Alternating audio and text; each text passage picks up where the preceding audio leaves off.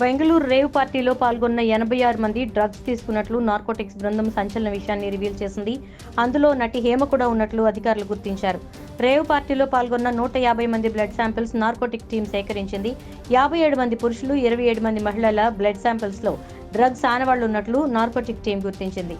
86 మందికి positive report వచ్చింది. ఇందులో నటి హేమ కూడా ఉన్నారు. ఈ రేవ్ పార్టీకి సినీ నటి హేమ వచ్చారంటూ మొదట కన్నడ మీడియా బయటపెట్టింది.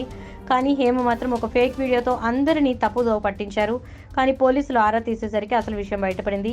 చివరకు ఆమె ఆ పార్టీకి అటెండ్ అయ్యింది. బెంగళూరు కమిషనరే కన్ఫర్మ్ చేశారు.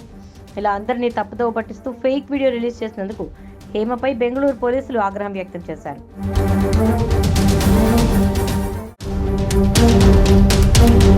బెంగళూరు రేవ్ పార్టీలో పాల్గొన్న 86 మంది డ్రగ్స్ తీసుకున్నట్లు నార్కోటిక్స్ బృందం సంచలన విషయాన్ని రివీల్ చేసింది. అందులో నటి హేమ కూడా ఉన్నట్లు అధికారులు గుర్తించారు. రేవ్ పార్టీలో పాల్గొన్న 150 మంది బ్లడ్ శాంపిల్స్ నార్కోటిక్ టీం సేకరించింది. 57 మంది పురుషులు, 27 మంది మహిళల బ్లడ్ శాంపిల్స్లో డ్రగ్స్ ఆనవాళ్లు ఉన్నట్లు నార్కోటిక్ టీం గుర్తించింది.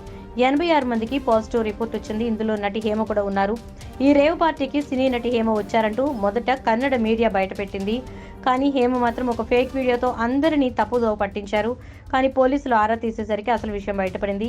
చివరకు ఆమె ఆ పార్టీకి అటెండ్ అయ్యింది. బెంగళూరు కమిషనరే కన్ఫర్మ్ చేశారు. ఇలా అందరినీ తప్పుదోవ పట్టిస్తూ ఫేక్ వీడియో రిలీజ్ చేసినందుకు హేమపై బెంగళూరు పోలీసులు ఆగ్రహం వ్యక్తం చేశారు.